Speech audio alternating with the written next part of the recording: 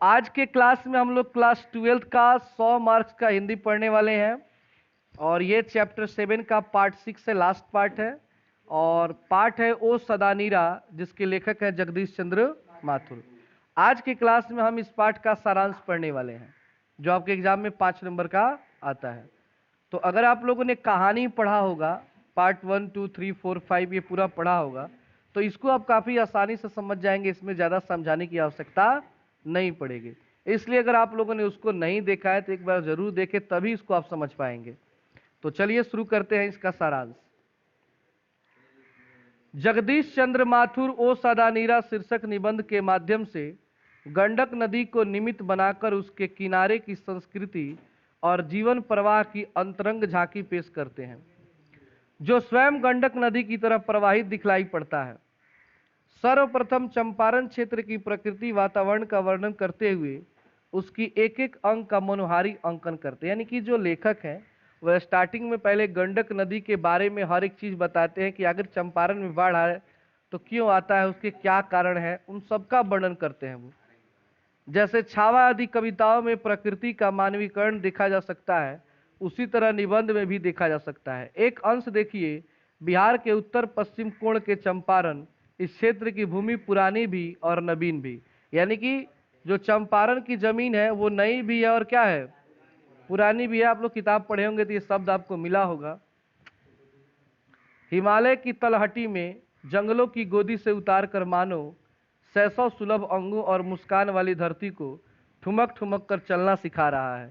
इसके साथ माथुर संस्कृति के गर्त में जाकर आना उन्हें लगता है जैसे उन्मत्त यौवना वीरांगना हो जो प्रचंड नर्तन कर रही हो।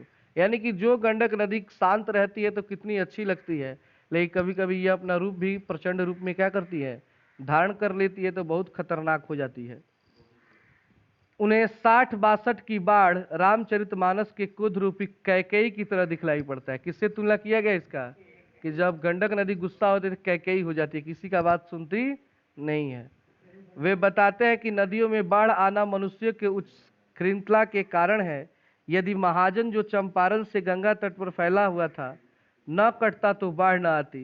माथुर तर्क देते हैं कि वसुंधरा भोगी मानव और धर्मांध मानव एक ही सिक्के के दो पहलू हैं, क्योंकि वसुंधरा भोगी मानव अपने भोग विलास के लिए जंगलों की कटाई कर रहा है, तो धर्मांध मानव पूजा पाठ के सड़ी गली सामग्री को गंगा नदी में प्रवाहित कर उसे दूषित कर रहा है। मतलब कि चाहे कोई धर्मात्मा हो चाहे धर्मात्मा ना हो, दोनों बर्बाद कर रहे हैं। एक जो धर्मात्मा नहीं है वो पेड़ को कटाई करके बाढ़ ला रहा है, और जो धर्मात्मा है पूजा पाठ करके जितना अपना राख हो सब होता है सब पानी में फेंक देते हैं और गंदगी फैलाते हैं। माथुर मध्ययुगीन समाज की सच्चाई भी बताते हैं कि आक्रमण के कारण या अपनी महत्वाकांक्षा की तृप्ति के लिए मुसलमान शासकों ने अंधाधुंध जंगलों की कटाई की। यह आपको पता होना चाहिए कि जितने भी बाहर आक्रमणकारी आए हैं वे लोग यहाँ से सबसे ज़्यादा पेड़ कटवा कर यहाँ पे पेड़ों की कमी कर दी। इसी तरह यहाँ अनेक संस्कृति आए और यहीं रच बस गए, सभी ने इसका दोहन भी किया। दोहन मतलब होता है कटाई करना, बर्बाद करना। इसी मिली जुली संस्कृति का परिणाम क्रीमियो प्रक्रिया है।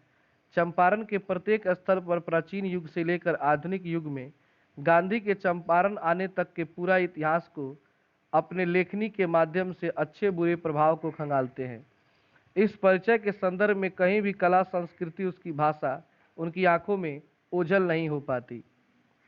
अंत में गंडक नदी की महिमा का बखान करते हुए कहते हैं, ओ सदानीरा, ओ चक्रा, ओ नारायणी, ओ महागंडक, युगों से दीनहीन जनता इस विविध नामों में तुझे संबोधित करती रही है और तेरे पूजन के लिए जिस मंदिर की प्रतिष्ठा हो रही है उसकी नींव तुम्हारी गहरी और मजबूत है, इसे तू ठुकरा न पाएगी।